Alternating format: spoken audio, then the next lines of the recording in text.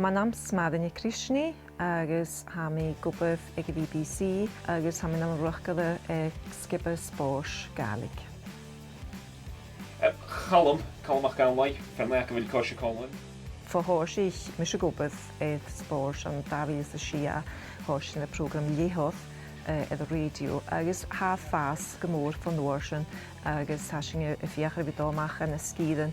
Ina dal na coirsnach gan ac yn hyn ach cydioch hasing edrych fi edd falaf le sgipian ha ac yn y tortugaf gem an balcosio agus gem an mymain gyda dwgra hasing dolfon tu sir go sifil man yr ein sy'n copan elan rwych rhaid sy'n cwrs noch am hyn ys y balcosio bliona agus yn nuairsin sydd o'ch oedd y bliona cha siachat fa skip ac yn helfig sifil ag cwpa Europa.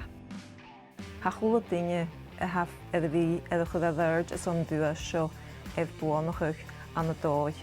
Hw Gaelic agus hw Spòrs ys o'n har edrych nanachach mar dynia ha ffystiach ar cana le Spòrs agus gyfersing y sialting ga dynia nach i bach ag a hawn ach gyrwyd mirflogans. Ha mi hyn ys li prosod gan y chwlad dinge a ha edrych fi edrych oedd ddyrd ys o'n dwi sio.